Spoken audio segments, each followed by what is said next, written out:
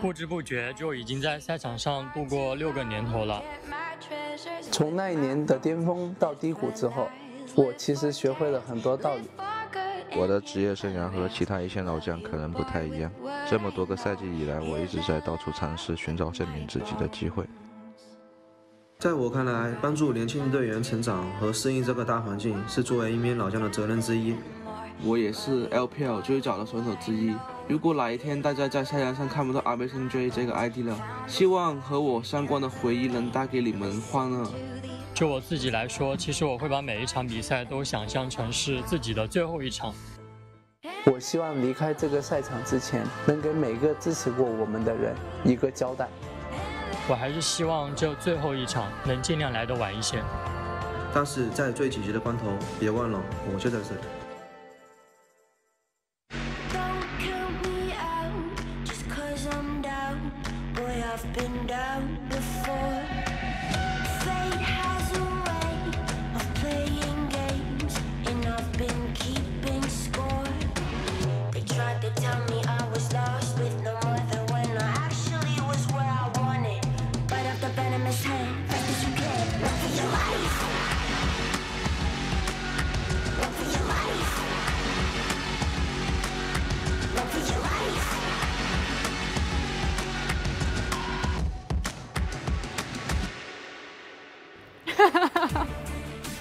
Welcome back to the LPL. We thought that we had all of our coverage done with 10 weeks of gameplay, but that was not enough. We needed more. There wasn't enough kills, there wasn't enough action, there wasn't enough to determine who our best teams in the league are, so we added one whole extra week of gameplay. Welcome back, everyone. It's week 11. I'm Dom. Joining me here on this wonderful new soundstage is Indiana FLICKR in black. How you doing? I'm really excited. It was kind of emotional a little bit to watch the veterans say goodbye to our Shanghai studio, because if you can't notice, we're in our LCK LPL studio for the rest of the week, as well as a lot of playoffs. Yeah, and so we will be covering the games from this new location, but as we said, it's week 11, and we got to talk about everything that's going on in the LPL, because there's still a lot that needs to be determined. The standings have not been completely solidified yet, which is crazy, because we still need 11 weeks to figure it out with all 14 of these teams. I'm going to call it 10.5. Now, I really want to focus right now on the Eastern Conference. We'll get to the Western Conference in a second. Now, as you can see, a lot of things have been locked up. We know who the top 4 teams will be heading into the playoff gauntlet. Invictus Gaming getting that crucial semifinal bye, but RNG and JD Gaming can swap positions. Sunni, of course, are locked into 4th place, but the difference between RNG taking 2nd and taking 3rd is being on the Invictus side of the bracket. And that could very well become a death side of the bracket, because as we take a look a little bit more closely at the Western side, there are still a lot of standings that can be determined over the next few days. There's a single game left to be played in the East, but in the West, we've got 4 more matches. And these are the 2 teams that I want you to hone in on. It's FunPlus Phoenix versus Snake.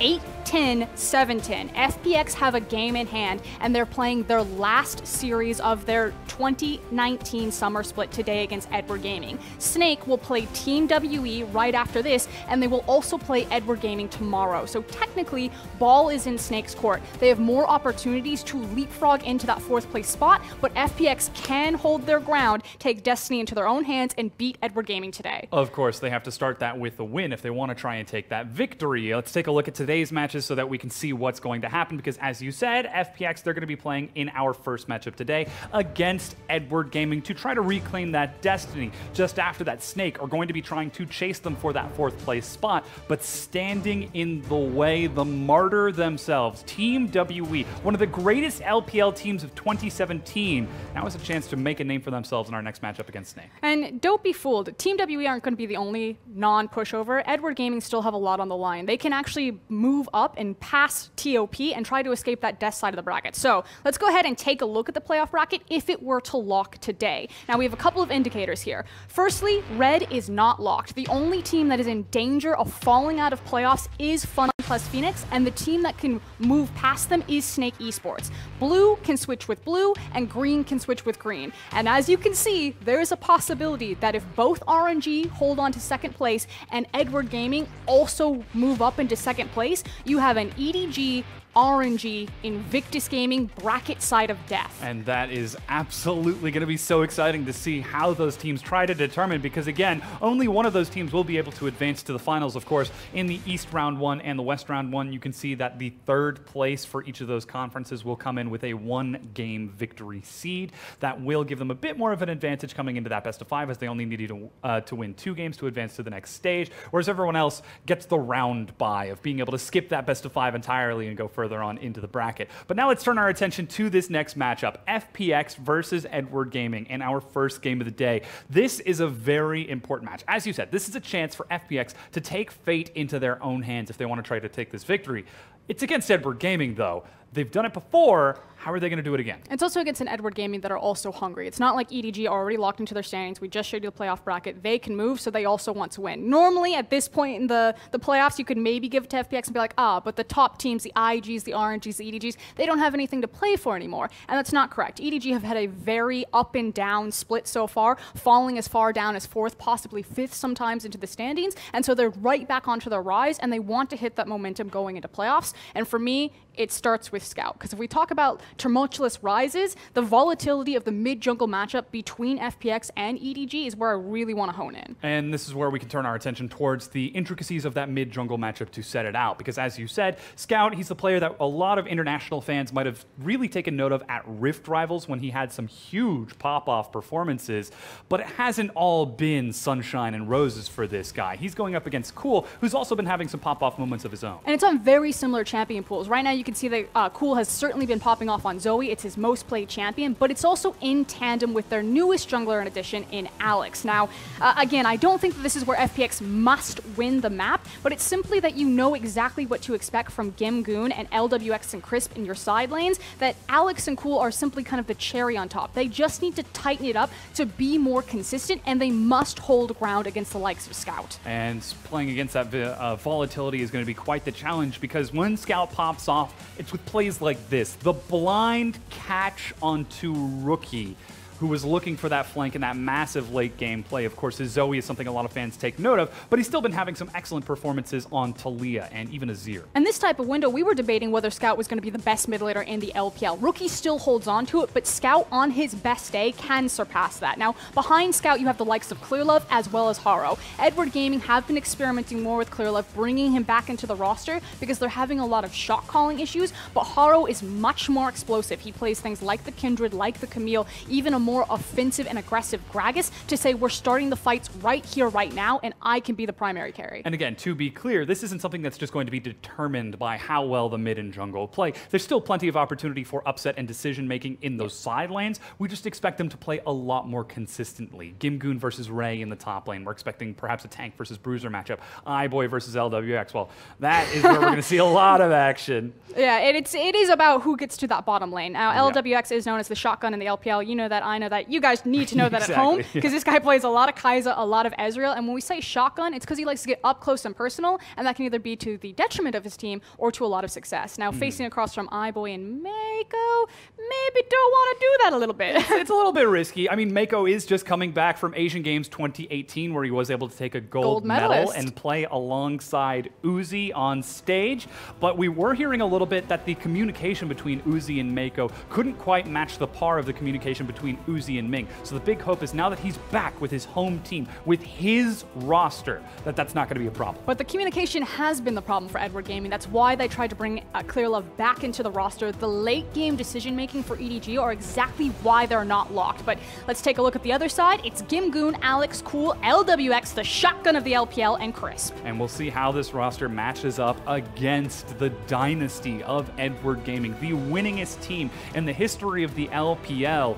And we very well could be seeing something new with Edward Gaming's late performance, as it's Ray, Haro coming into the jungle as he's rounding out his first year in the LPL, Scout, iBoy, and Mako. So Edward Gaming, they're investing into the future. They're trying to ramp themselves up. They want to get that ticket to Worlds. They do have a challenging road still ahead of them because they need to take that second place spot if they want to try to avoid either RNG or Invictus Gaming. But right now it's pick your poison, balls in your court. Yeah. Where's it going to land? It's so interesting because they don't get to choose who their opponents are. That comes down to the the RNG JD matchup to determine the final seeding for which bracket. They can only choose how they want to try to avoid Invictus Gaming or Rogue Warriors on their own side. And again, reminder still, because some people would say, but you know, if Edward Gaming just sit where they are and RNG win, then you dodge both RNG and Invictus Gaming. That said, every single place that you move up in the LPL does mean you're one best of 5 closer. So Edward Gaming finishing 3rd versus finishing 2nd, you're only 10 games away from Worlds. 我们输掉了很多，很可惜。在现在这个情势下，我们竞争非常激烈。如果这场比赛我们能够赢下 EDG， 我认为我们在季后赛的队伍里面也是有一席之地。我们会继续加油。Cool, the new veteran to bring some. I hate to be the David Freaks early on this one, to bring some cool-headed plays to his team, really has been the ice to the fire that is FPX. But surprisingly, it's when we see him get fired up and match the flames of LWX and Gimgoon alongside Alex joining the roster that FPX have looked at their best, not when they play slow and measured. For me, this game is a game of puppet masters, and I want people to pay attention to the player screens as we get closer into some of these big 5v5s or these very crucial game of inches moments in this series. Look at this guy on your screen, Mako. Look at what he's saying, how intense he is with his team, how he's coordinating them, who is leading the charge. And then likewise, as you look to FPX and a team fight, glance down to Cool's portrait. Watch what's happening, because we've been in that stadium with Cool, and you can hear him above the crowd. He is fast, he is loud, he is commanding them, and he is trying to organize FPX into that playoff run. It is non-stop communication out of the FPX roster. Whether or not it's efficient and effective communication is going to be the challenge playing up against EDG, and how these fights break out in the first place. Because again, we expect the bottom lane to be very volatile. EDG's strategy since the beginning of time has been to play towards that bottom lane, send the jungler, unlock the mid laner to roam down to that bottom half, try to take first break with that bottom tier 1 turret. LWX is the kind of guy who will fight back, so knowing that mid jungle is so important, could we perhaps see FPX say, okay, we'll take the roam, we'll challenge that bottom lane and try to meet you, not in the mid and jungle, but taking our mid and jungle down bottom. That's exactly what I expect coming out of this matchup. It's kind of been the go-to for a lot of the LPL teams, and I think that was actually set by our top veteran. You know, if you have Invictus Gaming, RNG, and EDG as kind of your big 3, and then Rogue Warriors joining them as the big 4, everything that those elite teams have in common are superstar ADCs and wanting to get resources down to them. So it sets the meta for the region, and the other lesser teams have had to react. If EDG and RNG are constantly going to go bottom, then we must also go bottom. And as we get closer and closer to patch 8.16 and playoffs, the return of tanks and those massive team fights is a threat ever looming overhead, so more and more incentive to look towards those bottom lane hypercarries to try and break those tanks apart. But now, we've made it. It's picks and bans for Game 1 between FPX and EDG, and look at that, they've done their homework. FPX immediately turning towards that bottom lane. Varus Rakan ban, getting rid of Scout Zoe, and then a first pick Alistar.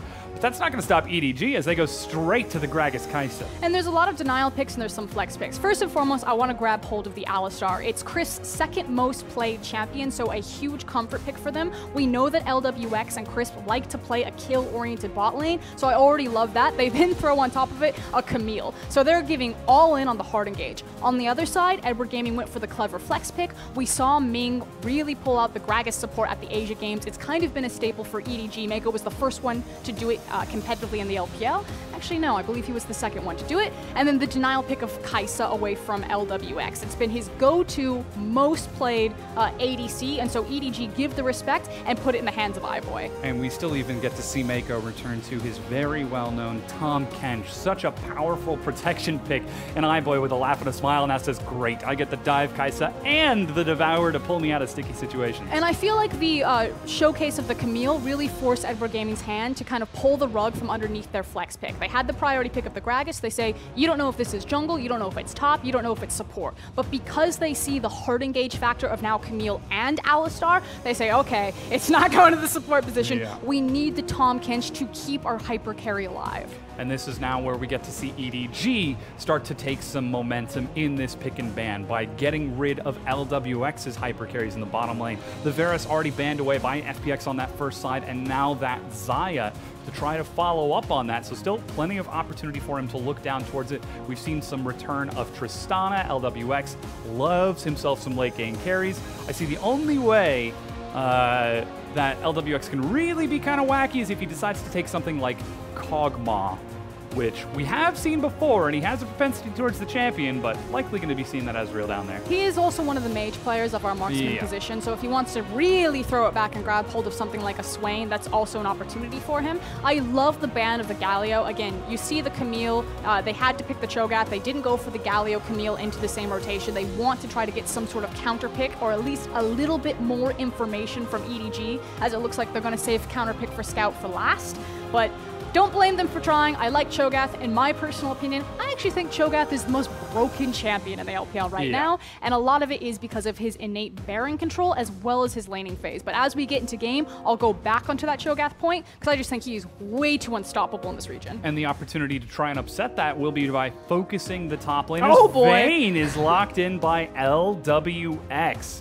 Currently, it's been played twice in the LPL, and Cassiopeia? LWX is going to try to take a run towards it. Ryze is locked in for cool, very strong, stable pick in the mid lane, but like you said, with Scout getting that counter, he might try to look for a carry to take into it. Syndra's what the current hover is, and it's a great way to shut down a Vayne if she ends up becoming too big. So I wanted the Cassiopeia simply because it is the traditional counter to Ryze, at least still in the early levels. There's some debate on whether now she can still be a counter to Ryze because he can itemize into Banshee Veil so much easier. But Syndra, of course, has gotten some recent love on some of the new patches, but more importantly, EDG's composition didn't have any hard engage. They were effectively looking at a cast or an Olaf running in, and that was about it. By grabbing Syndra as opposed to Cassiopeia, you now have a long-range stun engagement, so it just helps round out some of their tools on the comp, which is why I agree with you, Scout, I agree with you, Nofe, that was the better call. It still almost seems as though EDG are trying to focus on a we want to run at you composition, and best case scenario, you run back into us, playing FPX's style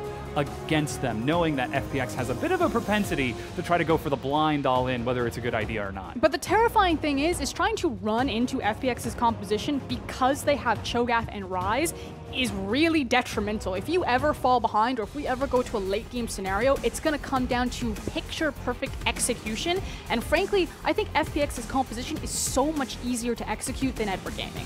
It has been an uphill battle for EDG to try and reclaim the throne at the top of the LPL. It's been a long time for them since they've sat at the top, as the year of the dog has brought many new changes, FPX namely being one of them, to provide a lot of challenge to these teams with their hot and fiery, chaotic style. But as we get ready to load onto the Rift, this is the battle for 4th place. This is FPX's last chance to take fate into their own hands. If they lose this series here and we see Snake take the following 2, then FPX are out and done until 2019, whereas Edward Gaming, they're fighting for seeding. They're fighting for the opportunity to look towards some of those top-tier teams and challenge them elsewhere in playoffs. And it's all about that guy on your screen right in the middle there, Cool, the veteran. Since 2013, when he had his go at FLICKR on the world stage, he was shamed back to China. He went away, disappeared for a while. He's now come back. He's bounced around a couple of teams, but FPX, he wants to be the fire there. We talk about how he's got to give them a cool head. We can make the puns all day, but ultimately he needs to be the leader, and he needs to show that his experience is worth something and how it translates on the map. How has he grown, and how can he help his team grow? Because he's playing against one of the most experienced players in the LPL, one of the most winningest players in the LPL. You just saw him right there, Mako. For Team EDG has won more titles than just about anyone else right now. And Clearlove might be the only one who gives him a run for his money, but even then, Clearlove's not playing on this lineup right now. We've said it time and time again. This year of the LPL is about the next chapter. Is this going to be the chapter of Uzi, where one of our veterans finally does ascend to godhood and take his rightful place among legends, or is this going to be about the new talent? The fact that Mako is a veteran that is very recently kind of been bred and born to lead this type of squad, which has brand new members across it. The fact that Mako and Scout are the 2 most veteran members of this EDG squad since the departure of Clearlove, and on the other side, the exact same story for FPX. Yeah, you've got the legacy of Gimgoon with Zenix Storm, but he never made it connect, not in Korea and not in the LPL, and now it's being led by Cool. So Turning this page, what is the LPL going to become? Is this them rising to be the best region in the world with brand new talent led by our veterans? Or are we going to continue to struggle and fall behind when it matters most? This transitionary chapter for both our players and the team as the deciding match is coming up. Looks like we're running into a few delays as we load onto the Rift for this game. We'll try to get them solved as quickly as possible, because even on the pro stage, sometimes the game bugs out and we try to get into this. We can kind of expand a conversation, especially because EDG are taking place. Now, I didn't quite spot it as much in this draft phase, but I do want to kind of highlight trends that EDG fall into, and we saw it at Asia Games. Asia Games got to pick what coach they wanted. They had the coaching staff of RNG, both Kesman Hart, but their primary stage coach was Aaron, formerly of EDG. Now, Nofei is the head coach behind Edward Gaming when they go onto stage, but if you look into their practice rooms, if you look into the organization, Aaron is still a very strong presence and was recognized by being that stand-on coach when attending Asia Games for Team China. Now, Team China had a lot of problems in Asia Games when it came to their drafting, particularly how they use and wait for counter picks and how they utilize flex picks. It feels like continuously EDG, instead of grabbing power picks for themselves and recognizing what they're good at, it's almost the arrogance to say that we can play anything, so we're just going to try to deny you, which technically sounds like the better strategy, but with EDG falling so far down the standings and consistently having poor drafts, throw it out. You have some of the best players in the LPL. Just get them what they're good at and stop trying to play to the other team. And this is where we get the contrast with FPX. They're not a team that tries to deny or counterpick or flex. They've picked something aggressive and strong and fast. Vayne in the bottom lane is going to provide a lot of scaling and a lot of damage for LWX. You've got yourself a nice safe rise for Cool in the mid lane with the flexibility to try and pop off if he manages to pick up a few kills.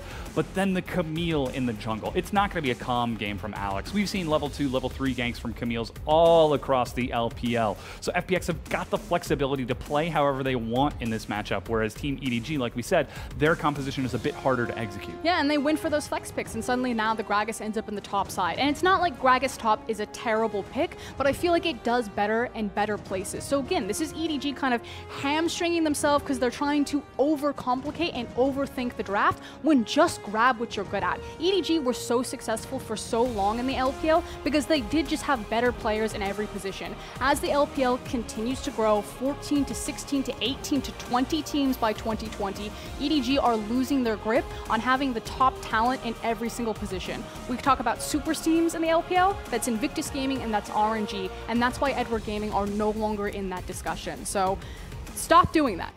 Change the drafting phase. You can no longer get away with it because you're no longer just better than the guy that you're facing. It's only been 2 years since we've really seen the big changes to the roster for Edward Gaming, the departure of Deft and Pawn, and the remake alongside iBoy, with Scout in the mid lane, Zet appearing to cover that brief period before iBoy turned 17. Of course, we did get to see him join the roster a year ago and immediately ascend to the world stage.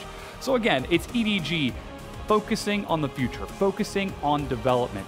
But with all of that all of their eyes looking forward, somebody has to look at the now and look at the competition facing across from them today and in the playoffs just next week. Do want to quickly give an update. So it was a lobby boom. The lobby is now being remade. Same champion picks, same champion bans, and we are about to get into game. Yes, that will be happening as quick as we can. And hopefully the players will be able to remember the order and get it right back in. We can try to read it back to them and get them through it as fast as possible. Spoiler alert, I think it's Gragas, Olaf, Syndra. Yeah, exactly. Kaisa and Tom Kench. Pretty strong composition. I'm seeing a lot of smiles out of the EDG roster. iBoy is looking really happy on stage today, and that's a pretty scary thing because he's a player like Uzi who, when he's feeling it, he's a very emotional player. He pops off aggressively. He gets in the face of your opponents. He looks for the outplays. He gets to play next to a gold medalist, Dom. He does. Doesn't get the gold medal himself, though. When was the last time you got to swim with Michael Phelps? There was that one time in band camp, actually. No, I do agree with you. When the confidence is behind players like iBoy, who is very, what's the word I'm going to use? I want to just say it. He's a cocky guy. He's a cocky player. He's a bit of a shit talker. He really is. He can throw down some smack, and he definitely has the confidence to know that he's one of the best AD carries in the LPL. In fact, if you ask him, he is the best AD carry in the LPL. And it's funny that he always says that Even when he plays up against Uzi and says, I'm better than you, I can beat you, and then Uzi beats him in lane by 20 CS, kills him under turret. Love it. It's such a strong personality for him to try and keep that. And it always contrasts so much with how Mako is so calm and always in control of the situation, whereas AD Carry is the type of player who has that inner flame, who has that inner passion. Mako reminds me a lot of Bjergsen, actually, in the sense that it felt like for the North American LCS, Bjergsen, when he transferred over, it was kind of his coming of age, and we really got to watch Bjergsen develop, grow up, and mature under the NALCS spotlight and kind of the weight of that title and that crown for so long. Mako, in a very similar position, you know, came into the LPL spotlight, had this veteran before him, and then we watched him really craft his image, craft his skill set, and grow up on this stage. And then also the fact that Bjergsen and Mako are both very, what's the way to phrase it? Not PR, but very mature. Controlled. They recognize kind of their importance and their responsibility to the team and to that spotlight. And so with someone like iBoy, who's kind of a bit like Doublelift, you know, he can kind of pop off, he goes this way, he goes that way, Mako and Bjergsen a bit more reserved, a bit more controlled, and a bit more recognizing of kind of the influence that they have. And perhaps that's where we see the communication challenges for Edward Gaming, as they do, again, try to invest in the future. They're looking at bringing this team to Worlds in 2018 and hopefully trying to mimic that performance in 2019, as they are the franchise team and one of the largest organizations in the LPL by a country mile. And we're still looking to see other players on the roster either follow suit in Mako's footsteps or diverge and follow iBoys, because you can't have two heads for the snake. You have to decide one or the other, and I think that's where we see the disconnects, is when iBoy pops off and we see Scout get to have wild and crazy performances versus the calm, cool control that EDG are so known for in that mid game. Yeah, don't let that yawn fool you. Scout is a wild animal. That guy cannot be contained or controlled. I would love to see Mako just go through like some gritty physical training thing where a PT, a personal trainer, stands behind him and is like, lift, run, do this obstacle course, so we can finally see Mako angry. Because that's something I don't think we've seen in a very long time. We've not really got to see his passion. I think he does. He just gets a little bit short when you look at some of those interviews. Mako, of course, one of the only captains that after a loss would come out and give the team interview, so again, taking that responsibility very seriously. On the other side, though, we do now have an opportunity to talk kind of at length about FPX. They're one of our newer organizations. They took the spot over from Newbie, which is why they retained the Newbie bottom lane previously in LWX and Crisp. Game Goon as well, then joining the squad from Game Talents as well as EPA. He was formerly of Xenix Storm, if you go all the way back, you know, played with the likes of Coco and Swift, some of those great names that then did do great things in Korea. Gimgoon never really had that big moment for himself, comes over to the LPL, comes in, gets relegated, gets back promoted, relegated again, popping around on rosters, but and the crazy thing is, it's never been his skill that's been in question when he has been relegated on these teams. It's been how he has played with his teams and how his teams play around him. But finally, with this roster on FPX, it seems like he's found a home. As we prepare to load onto the Rift, the delay is over. And before us is Game 1 of FunPlus Phoenix versus Edward Gaming.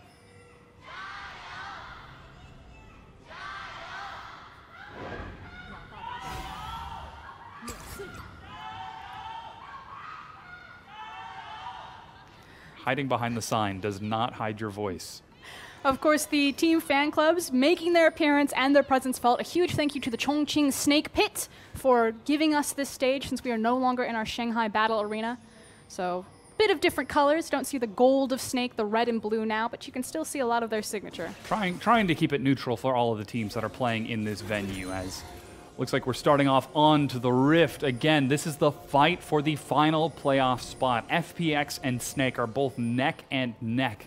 And FPX in their last game of 2018 get the chance to go here against EDG, who are already set and grouped up. Haro, Mako, and iBoy alongside Scout stepping up. And I do want to take note of Mako starting the, what is it, Glacial Augment as opposed to the Unsealed Spellbook, as a trap has now been set, so I'll hold my breath for a second. Ooh, Alex shows himself as he steps up, but Crisp with the knockup. iBoy's Ignite, he's forced to back away. Crisp eating some autos, gets slowed by the undertow and dies. First blood to EDG Mako. And Mako with the cheeky thumbs up, they're like, good try, guys, but you didn't quite set the trap correctly. Yes, I understand the theory behind it. You've got the Alistar. He hits a massive multi-man pulverize, but ultimately the damage wasn't in position. They didn't have the numbers. They weren't able to follow up and burst them out, and it just kind of seemed like a wonky decision from FPX. They see that all 5 members of EDG are there. Why go in?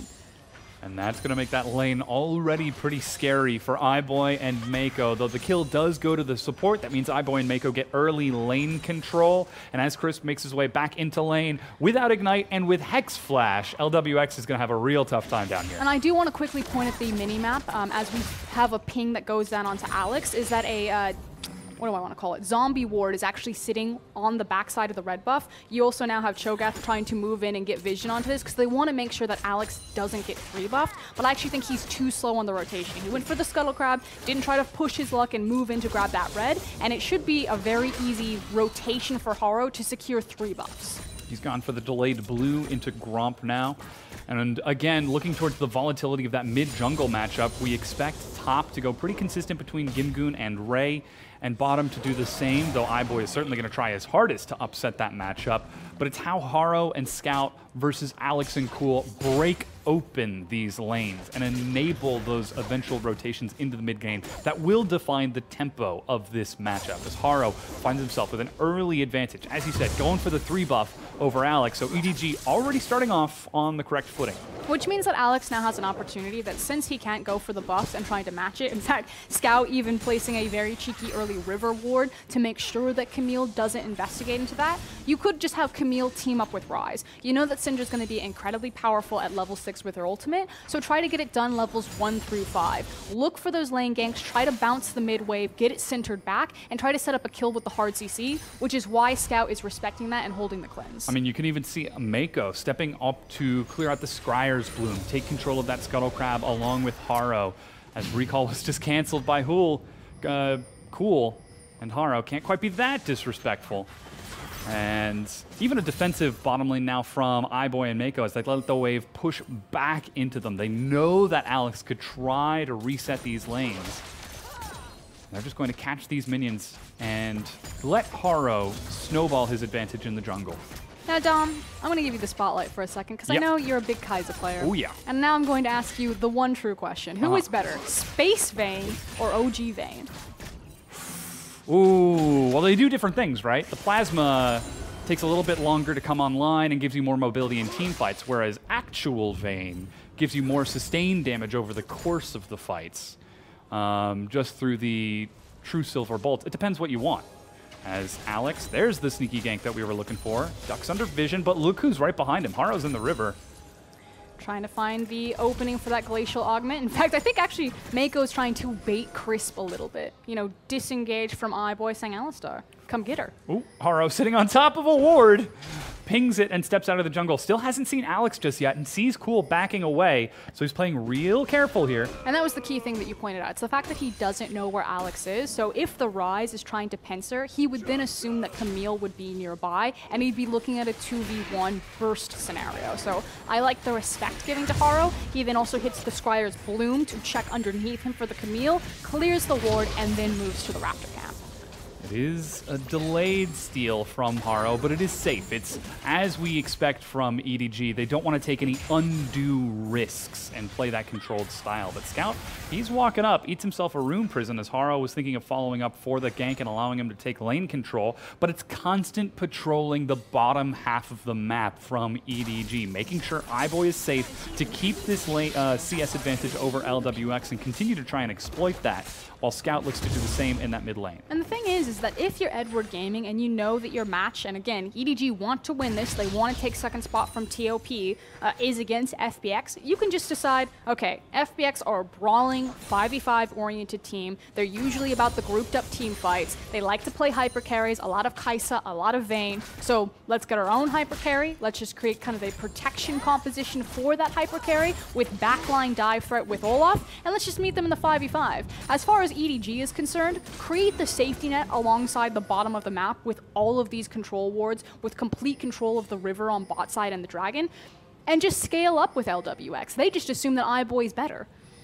And that's a very safe assumption because most 9 out of 10 analysts agree that iBoy is Who is the 10th? second best AD carry in the league. Look, we've had these conversations all split as to who is the second best AD carry. First is undisputed, but it's such a fun conversation when you start breaking it down into the nitty-gritty of champions and composition. But Haro with the early Predator, he's going to race down through the bottom lane, bringing Scout at level 6, and even Mako following alongside that sweeper.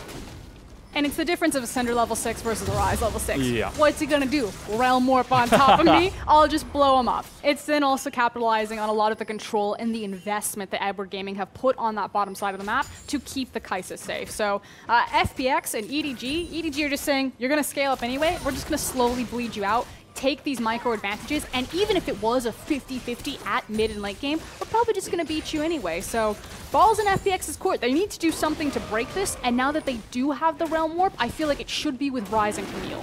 As you said, they're slowly hemorrhaging out objectives as the red buff was taken away by EDG. Still see a slight CS advantage for iBoy.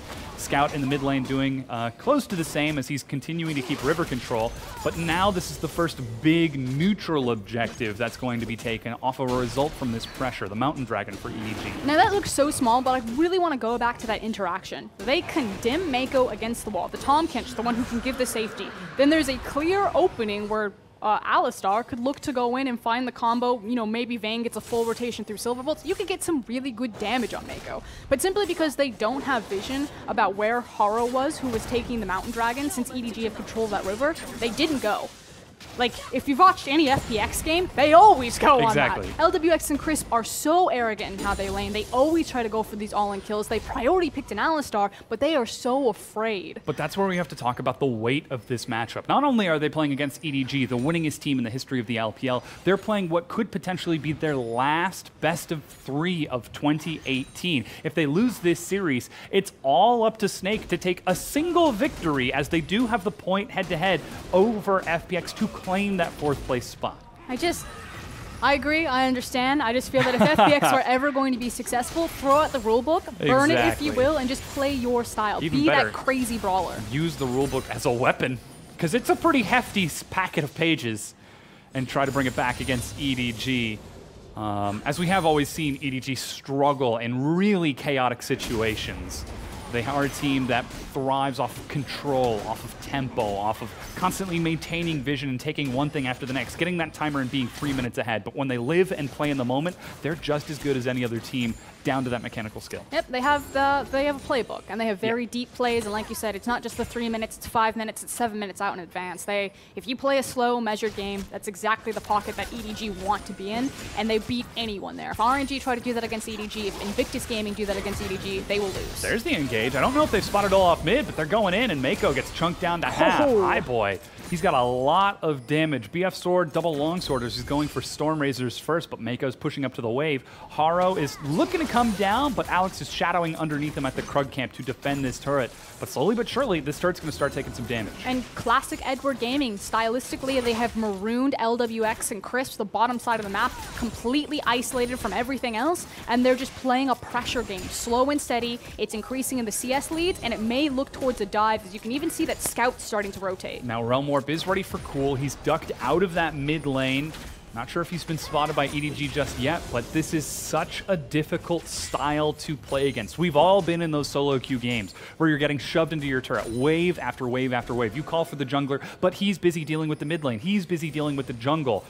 It's up to somebody else to try to break that apart, and that somebody else might be Gimgoon as he's hovering down in the mid lane. It's also Crisp. You can see that they want to break it. That's the Realm Warp, but immediately it gets canceled, but they're going to dive onto Scout. Alex follows up. He's sidestepping as best he can. He's got no flash, but finally gets chased and will end up dying. Mako and iBoy collapse in. Haro looking to follow through. Crisp denying as much as he can while they're running it out, but iBoy lands damage onto Cool, forced to get out of the rupture, and iBoy goes back in. He's looking for Cool to slow the target selection. They find it, Room Prison or not. They do leave Haro to the wolves as Crisp forces him to flash back, and iBoy, he's got himself some damage. He's got himself some chase potential. Finally scares FPX back. And the ultimate thing is that LWX didn't turn and try to join that fight at all. Only just now was he starting to walk up the top side of the river. Now, he doesn't have TP available. It's just now going to come off of cooldown, but I have a feeling that he thought that maybe the did he just think that it was over, that he didn't need to rotate? I want to get another look at the replay and check what he's doing.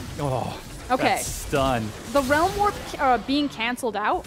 Yeah, LWX, he just sat down there with the minions. He's like, you guys got that, right? Right? Guys? It was supposed to be a kill onto one target and then leave, but Crisp, with no flash, wasn't able to catch up to Mako and knock him out of that Abyssal Voyage. And from there, it was 4 versus 3. I did like the fact that FPX did try to break the Rubik's Cube of Edward Gaming. They're saying, okay, we can't just sit in our lanes. We can't just bleed out. We need to do something. It's Gimgoon who actually gets involved, when it doesn't necessarily have to be, but I like the fact that they are trying to break the mold.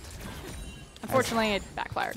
Well, there are a couple of ways to deal with the Rubik's Cube. First of all, you can try to peel the stickers off. Smash it. You can smash it. Another one is to learn one single maneuver that moves 2 pieces consistently and constantly keep on trying that to maneuver the piece around. But right now, FPX, they're still experimenting. They're not finding the way to open this up. And now it's EDG with a 1,700 gold lead. This pressure game is starting to balloon, and it's 90 seconds to the next Mountain Dragon. I need to focus in on where that gold lead has landed in terms of itemization. And check out Kai'Sa's first buy. Now, Blade of the Rune King has just been completed for Vayne, but in terms of power spike, not worth. Gives her a lot of power in the 1v1 because of the sustain. Now and there's an speaking of engaged that, bottom. Abyssal Void try to get Haro down there. Crisp with the save, but iBoy, he's going mano a mano in against LWX and Alex. He will end up dying to LWX, but Crisp, he's fighting on our screen right now, will get chased in by Mako and Scout.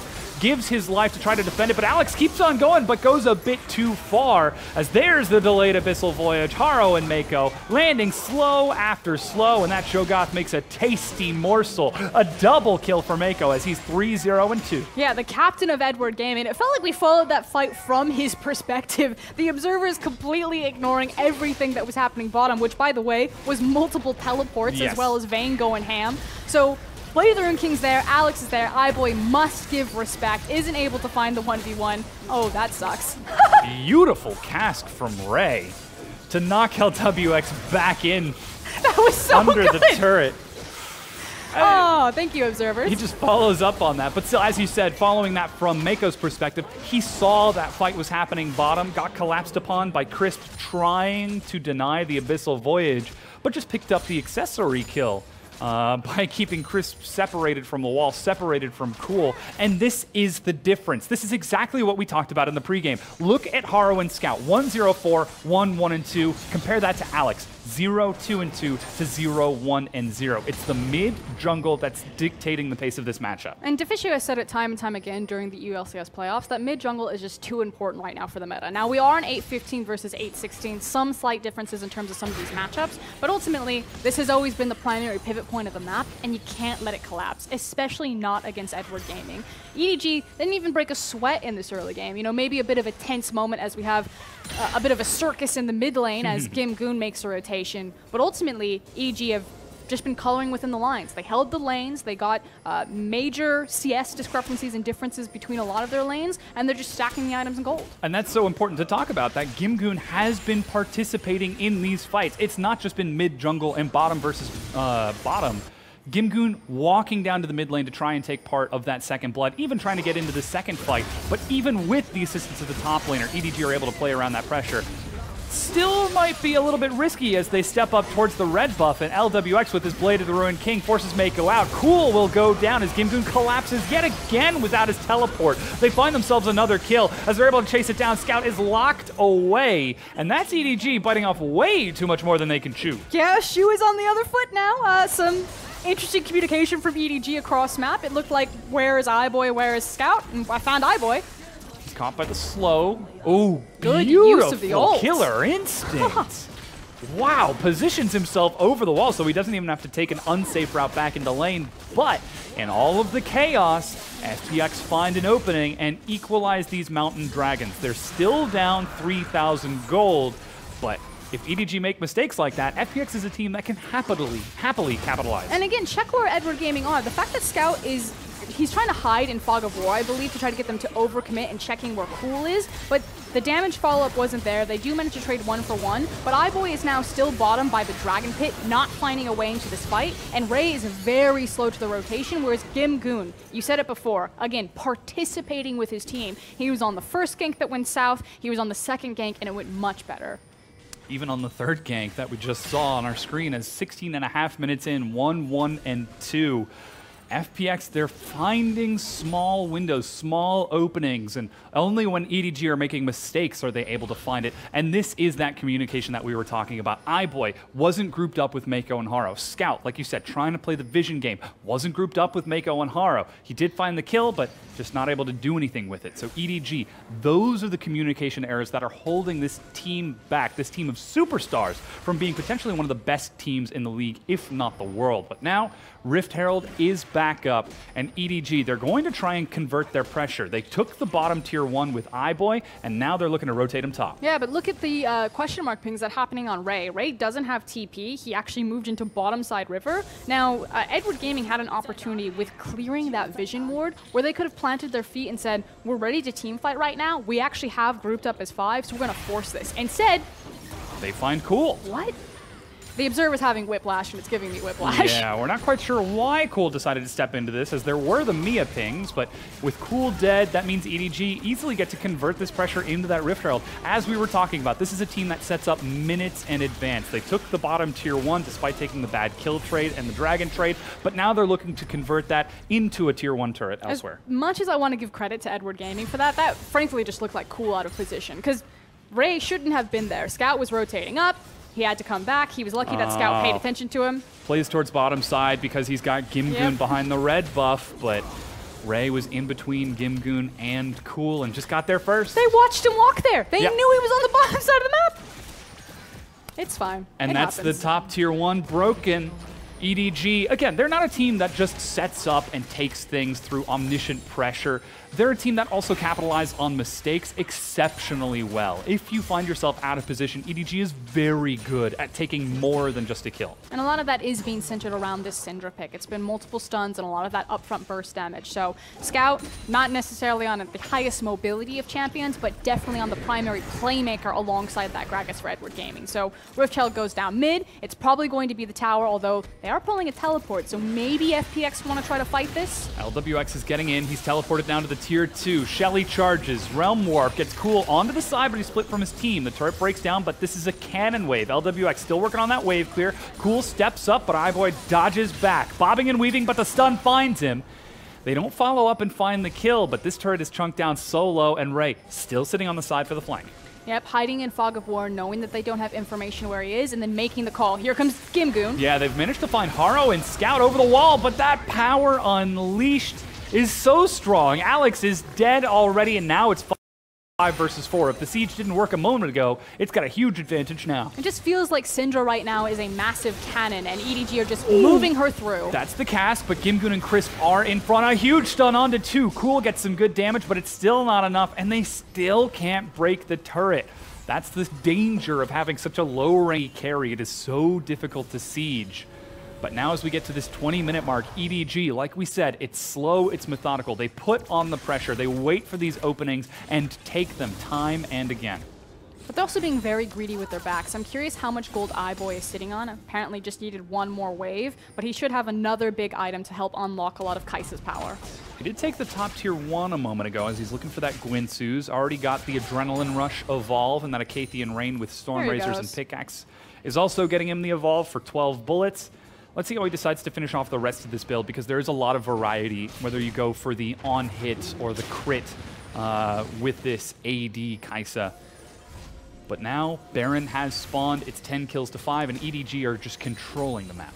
And quickly kind of zoning in on Kai'Sa's build again, you kind of just went through all the stats and all the power. Yes, she's still one item away from, truly breaking out of her shell. But in tandem with Syndra right now, Edward Gaming are incredibly powerful. So they should be teaming up their Kai'Sa with their Syndra and trying to force a lot more of these fights. Now, FPX drew the line in the sand around the mid lane tower, which will definitely buy them a lot of time. It's helped get their kind of footing back into this, got them a big, deep breath. But I don't think they need to kill themselves over this, because if they lose that mid tower, it's immediately going to be the Baron. So the play has changed. I feel like FPX need to be a bit more hit and run, try to use the Realm Warp, try to use the Camille, and try to force some of these picks. Whereas Edward Gaming, they want the big 5v5. And this is such a trap for FPX as well, because Gimgoon, he has a propensity to split push absent-mindedly on the far side of the map. LWX doing the same thing on this Vayne. It's so difficult when you're playing Vayne not to do that sort of thing.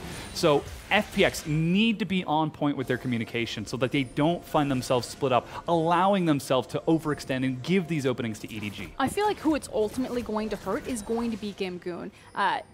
FPX have made the decision that they want to give the gold to Vayne. That makes sense. Might hold it though, because Crisp looking pretty frisky. But Gimgoon can't be in that side lane. He needs to be with this tower and with his team, which means the Cho'Gath is going to slip further and further behind. Where he once had a CS lead, he no longer does. That's Crisp getting the knock-up onto iBoy. Realm Warp was just used by Cool as a bait, but the cast finds Crisp and knocks him in. LWX goes to the side. Crisp goes low, survives. Ignite ticking down. One more. Ooh, and he survives, but only barely, and still the turret is standing.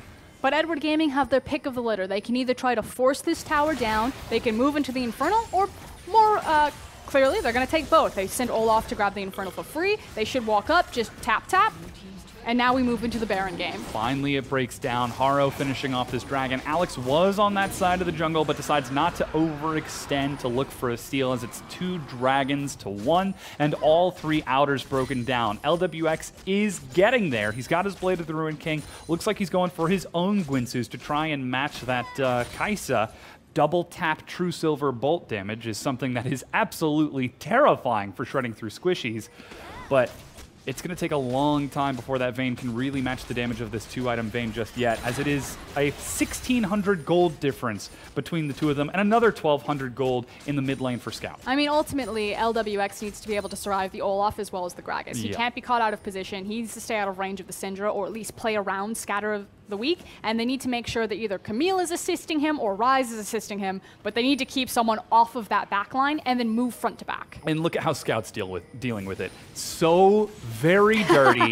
The Spellbinders. He just wants to one-pop someone. He pushes one button, then hits R on LWX, and LWX is dead, unless he has a Hex Drinker or a Maul of Malmortius, because he has no heal. He's sitting on the teleport. And a huge issue is how far behind Crisp is. The fact that Mako already has access to his locket and Crisp does not, you need some sort of shield or something to assist there with the Vayne. Probably shouldn't go for Zeke's. I think you should go for a bit of some defensive. Yeah. I will have to see what LWX does next, because again, even with the Syndra, that delays LWX's build if he decides to go for that Hex Drinker next, which gives iBoy the freedom and flexibility to go straight up into that next Zeal item and continue to scale into damage, whereas LWX has to choose, do I look to survive or do I look for the burst? But now EDG, they're converting their pressure game. They've taken all 3 outers, they set up total vision around the Baron, but they're going to look for a pick onto iBoy. He's pulled out of the Hextech ultimatum as FPX lunge forward as 5. Haro is getting slowed down. LWX finds the kill, flashes in. Ray is split over the wall. It's Scout and iBoy, but they find no way in, and still LWX finds an opening with the jungler of EDG dead. And again, it's Edward Gaming that fumble around the Baron pit. The fact that Scout was split away, he couldn't get clear access into FPX, or particularly LWX. That's the guy that he wants to press R on, and now FPX on the offensive. They're feigning yet another dive onto iBoy, caught by the Rupture. Mako's ready with the Devour, but still the wave is cleared out as Crisp Hex flashes over the wall to continue to zone. And FPX still, they're finding these opportunities. This is not the perfect, clean play that we have seen from EDG in the past. This is why the team has been dropping down, as they are using the Abyssal Voyage up top. LWX, he's looking for the outplay, steps back in, looks for iBoy. If he can get the kill, he can destroy it. But a Cathian Rain on a solo target does so much damage, and iBoy finds himself with the kill. The point-blank 360 no-scope as well from the W. Yeah. Massive damage there. 2v1. Take me in the 1v1. And still EDG. Now they're turning on to the Baron. No hesitation. Haro is back onto the map. That Vayne is dead. And now Alex is ready on the backside with his smite. Cool is going to have to lead the charge for him. Banshees is down. 2,200 health. Alex split, but the Baron picked up by EDG. Now they're looking to chase into a flight. They don't need to, but they want to, as FPX split, running for their base. They're going to get away with their lives as Alex narrowly gets away from Scout of the Week, but EDG, in the push and pull, they come up with the advantage. And they didn't need to have the proper Baron setup, they just needed to find the pick. So Mako brute forcing that one a little bit. Has a bunch of gold, was able to make the early rotation, now has 2 support items to his name, and still, poor little Crisp. He's trying to get it, but it's just not obtainable right now. EDG from an item standpoint are miles ahead of FPX, much more than the gold difference. And now with Baron, they can try to convert that and make up for such a short range 80 carry. And as you said, iBoy lines it up. 1, 2, 3. Acathian Rain auto Void Seeker was enough to get the kill. I'm not even sure he popped the plasma. I think he got up to 4 stacks.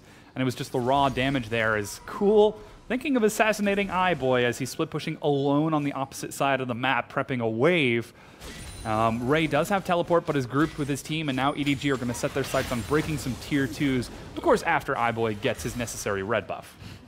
Need to make sure that they're fully stacked, because of course if FPX decide to bite off more than they can chew, look for a hard engage here, the game will just end. At this point, FPX are in total damage control. Minimize what you're giving up.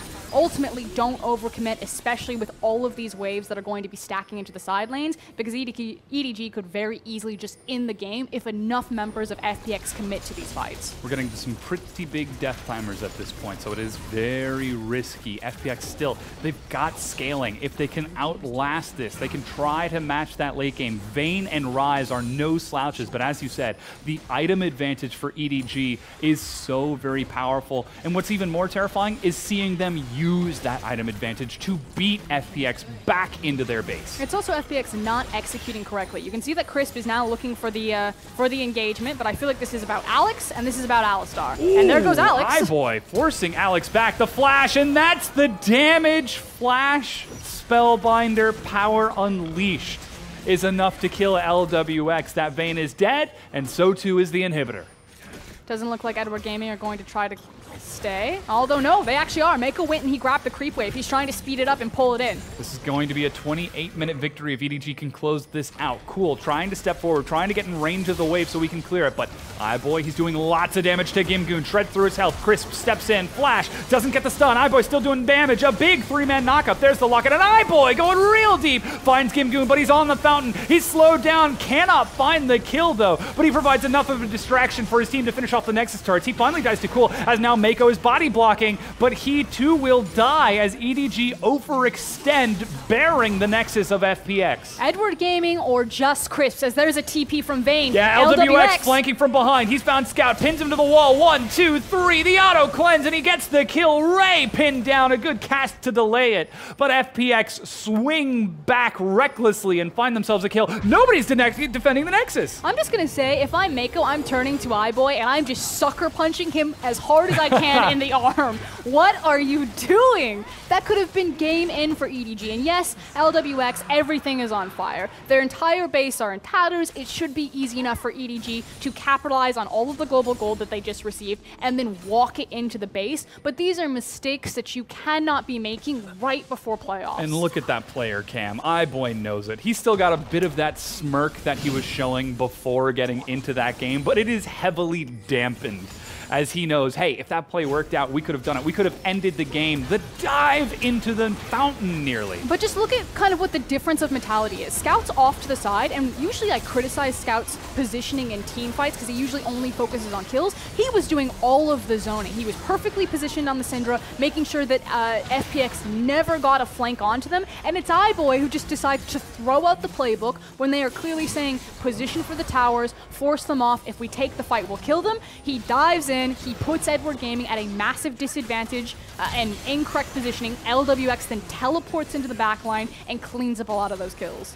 Now, despite even that fight at the Nexus and the massive gold advantages you're about to see on your screen with all of the damage done in that fight, it's still a huge setup from EDG to close out the game. Remember, the Nexus is bare for FPX. Baron's going to be respawning in a few minutes, and EDG still have got a massive item advantage over FPX. 3 full items completed out of iBoy. He's got himself another BF sword and a pickaxe as he looks for Infinity Edge. Full crit seems to be on the docket for him, whereas LWX, he's sitting on 2 items and then 2 half items with a QSS and that Hex Drinker. The only person who can match the damage is Cool, and we've already seen what Syndra can do to that big ol' Rise. What a shit-eating green.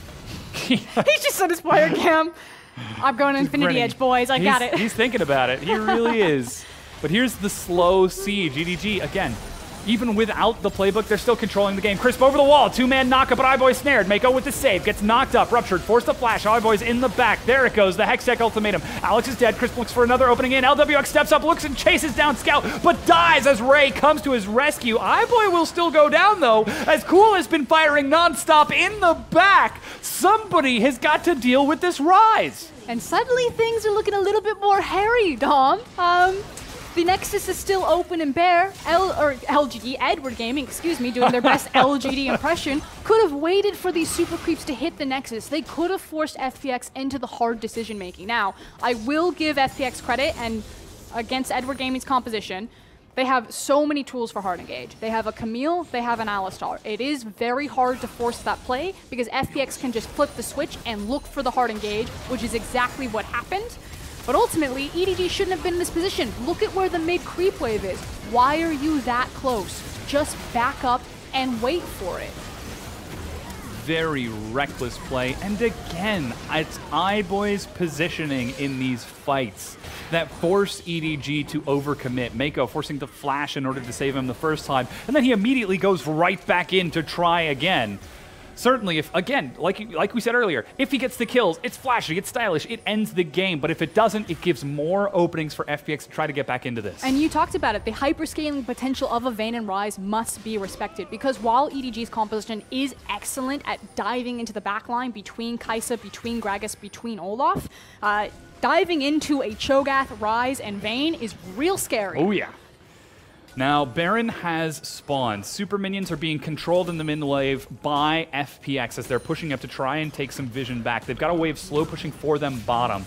Plenty of opportunity to engage. EDG, though, might be trying to do the same as they reclaim wave control. Though EDG do have some time with top wave slow pushing here, it comes down to the decision-making, the shot calling of these two teams. FPX, they're running on limited time, but they can stay here. But I love the fact that FPX have chosen to go the mid lane. Now, what EDG are doing is that they're showing they have complete vision control. There's no trinkets available for FPX in terms of blue trinkets, so this is on a hunch. Ray and Mako are body blocking. Baron picked up as Alex gets sent onto a journey to try and take it. Actually, it was only Crisp who took the journey, and he goes down. Now Gimgoon in the front. Alex follows up. LWX and Rise doing some damage, but a double kill. Gimgoon gets bursted solo. It's down to the two carries. LWX does what he can, but with no tank in front of him is forced to run. iBoy finally gets the chase he wanted, and even Mako will say, not this time. You're not going to dive into the back finally for the third time. Fool me once, shame on you. Fool me twice, shame on me.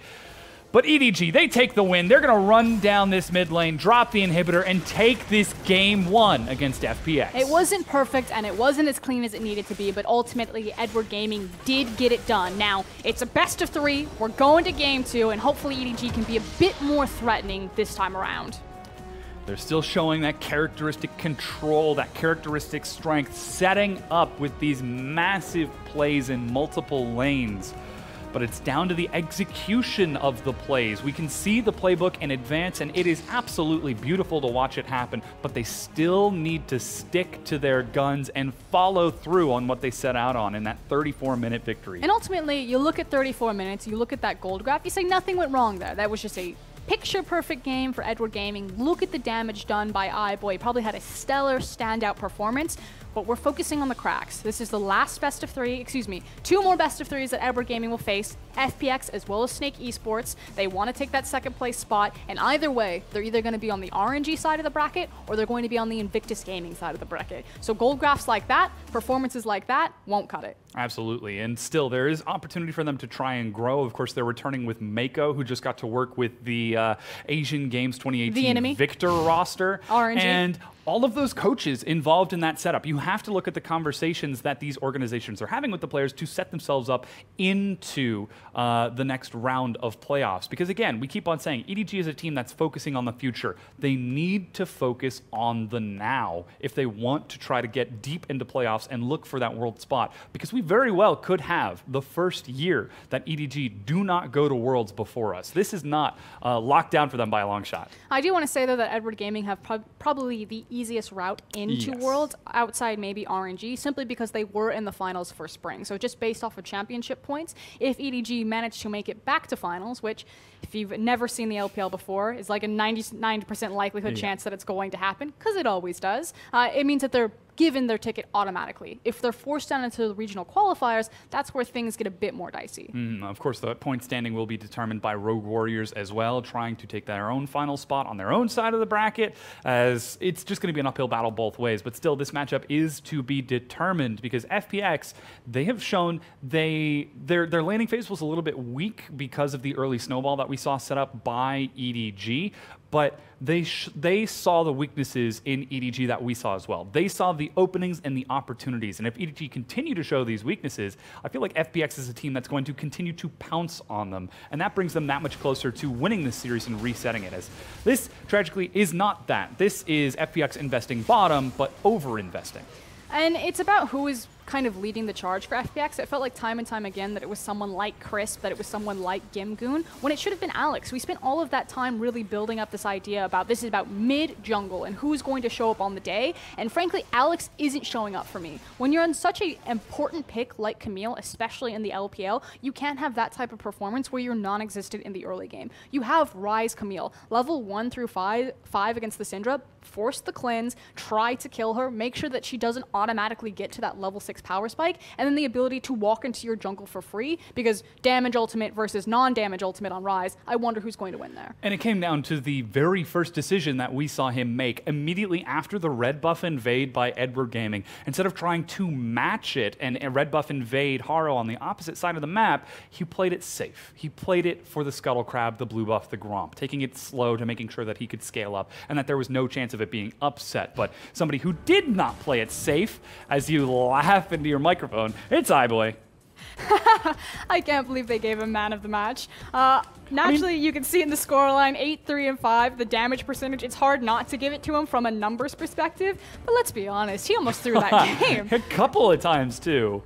Still, good performance from iBoy overall. He took the strong laning phase as expected, taking that advantage off of the early first blood and running it back against LWX, moving just a little bit faster in these fights, whether or not that's due to Mako's shot calling, moving in with the Abyssal Voyage, or his ability to killer instinct into the back line. I'm going to give you a tip. It was because of Mako. Yeah, if anyone deserved the man of the match, it was definitely Mako. He was sitting 3-0-5 in the lane phase. He set up all of the kills. He was 100% kill participation for a lot of that game before it started to branch out. And then when they did make big picks, it was this guy who saved the day. Now, this is the turning, the tilting point. You're going to see that iBoy is going to step way too far forward. He's going to need Mako to save the day, grab him, gobble him up, flash him back into safety. He's like, no, no, no, child. We fight front to back here. But you can't fight front to back against this composition because Rise is doing so much damage at this point. I mean, Kaisa doesn't even look too happy at fighting front to back. She had the opportunity to stay in the back and work through the Cho'Gath health bar, but after getting pulled out from Mako, goes right back in